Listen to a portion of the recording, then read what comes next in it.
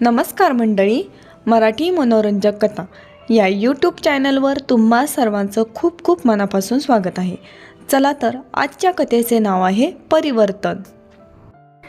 आयुष्यात छोट्या छोट्या गोष्टींमध्ये ही खूप आनंद लपलेला असतो हे सांगणारी ही गोष्ट आहे. पैसा म्हणजे सर्वस्व नाही. हा लेख ऐकून नक्की सांगा कसा वाटला. आवडल्यास लाईक करा, शेअर करा, सबस्क्राईब करा. शिल्पा एक वर्किंग वुमन होती. तिचा नवरा गर्भश्रीमंत होता, त्यामुळे पैशाची चणचण अजिबात नव्हती. त्यामुळे रोजच्या पार्ट्या, ड्रिंक्स, हॉटेलिंग ही त्यांची रोजची जीवनशैली बनली होती. त्यामुळे एकुलता एक मुलगा आईबाबांच्या प्रेमासाठी तळमळत होता. दोघांचाही त्याच्याकडे लक्ष नव्हतं. त्याचा सांभाळ करण्यासाठी एक आया ठेवली होती. तिचं नाव नीलू होतं.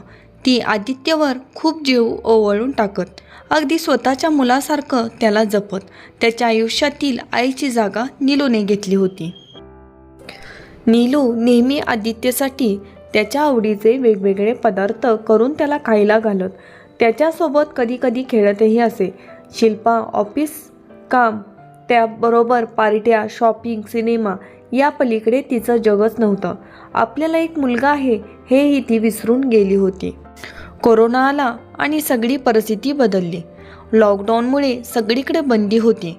फक्त जीवन आवश्यक गोष्टींसाठी बाहेर पडायचं. शिल्पाला वर्क फ्रॉम होम असल्याने तिला घरीच बसावं लागलं. आता नीलूचं घरी येणं बंद झालं होतं, कारण आता वेळच तशी आली होती. त्यामुळे स्वतःच्याच विश्वात रमणारी शिल्पा आता किचनमध्ये स्वयंपाक करत होती. किचनमध्ये करायला तर काहीच येत नव्हतं, पण करावं तर लागतच होतं आणि दुसरा ऑप्शनही काही नव्हता. शिल्पाने आज मेहनतीने स्वयंपाक बनवला होता, पण तो अत्यंत बेचव झाला होता.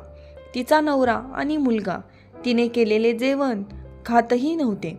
आदित्य, तिचा मुलगा, सारखा आई, नीलू आईला बोलाव ना, त्या तुझ्यापेक्षा छान स्वयंपाक बनवतात. आदित्यच्या तोंडातून नीलूसाठी आई हा शब्द ऐकून शिल्पाला आश्चर्यच वाटलं, कारण ती पहिल्यांदाच ऐकत होती. नीलूनेही त्याला आईसारखा जीव लावला होता. आदित्य शिल्पाने केलेलं जेवण अजिबात खात नव्हता. त्याला ते आवडतच नव्हतं. शिल्पाला नाईलाजाने नीलूला बोलवावे लागले. तिची तिथंच राहण्याची सोय शिल्पाने केली. दुसऱ्या दिवशी नीलू सकाळी तिच्या मुलाला म्हणजे गणेशला घेऊन शिल्पाच्या घरी राहायला आली. नीलूचा नवरा व्यसनी होता, त्यामुळे लवकरच त्याने जगाला निरोप दिला. मुलाला घेऊन नीलू घरोघरी काम करू लागली. त्यावरच मायलेकरं जगत होती. त्या दिवशी नीलूने सकाळी उठून मेथीचे पराठे केले. आदित्यने बघताच त्याच्या तोंडाला पाणी सुटलं. तो लगेच ताट घेऊन गणेशसोबत पराठा खायला बसला. नीलूने पराठ्यावर साजूक तुपाची धार सोडली. दोघेही गरम पराठ्यावर ताव मारताना पाहून शिल्पाच्या लक्षात आले, मुलांचे आईच्या हातून भरलेलं पोट यातही किती सुख आहे. एवढ्या 2-3 दिवसात माझ्या नशिबात ते नव्हते आणि याकडेही मी कधीच लक्ष दिलं नाही. शिल्पा मनात म्हणत होती. जेवण जेवल्यावर दोघेही खेळायला गेले. दुपारी काम झाल्यावर नीलू गणेशचा अभ्यास घेत होती. आदित्यही त्याच्याबरोबर बसला होता. गणेशचे रामरक्षा, अथर्वशी स्तोत्र, अजून बरेच काही तोंडपाठ होतं. शिल्पा त्याच्याकडे अवाक होऊनच बघत होती. कपडे साधे घातलेल्या गणेशची बुद्धिमत्ता प्रखर होती. कामवालीचा मुलगा एवढा हुशार पाहून त्याचा तिला हेवा वाटला.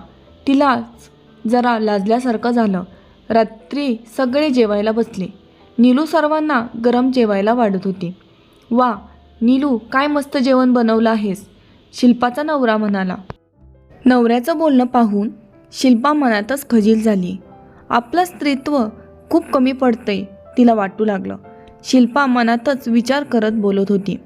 आदित्यला आज सर्व काही हवं नको ते दिलं, पण आईचं प्रेम कुठेतरी कमी पडल्याची जाणीव तिला आज झाली होती. रात्री झोपताना नीलू गणेशला म्हणजे तिच्या मुलाला गोष्ट सांगत होती. तो ती गोष्ट आवडीने ऐकत होता.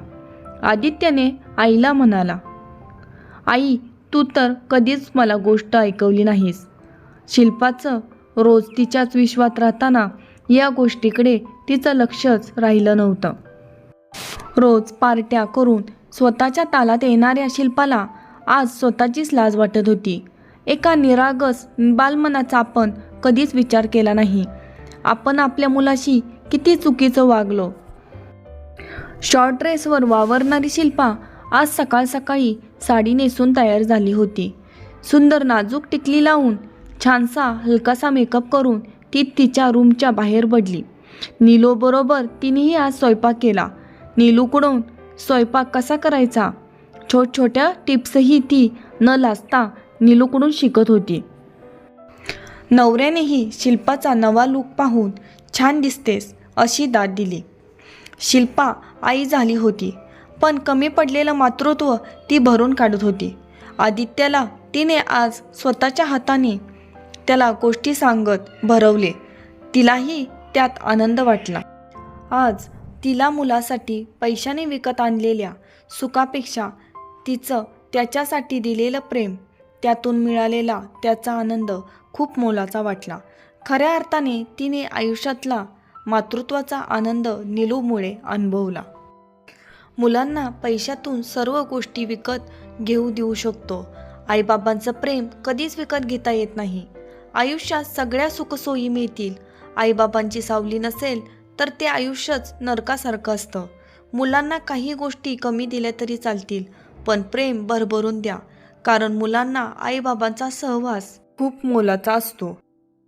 कथा आवडल्यास लाईक करा, शेअर करा, सबस्क्राईब करा. Thanks for watching. जय हिंद, जय महाराष्ट्र.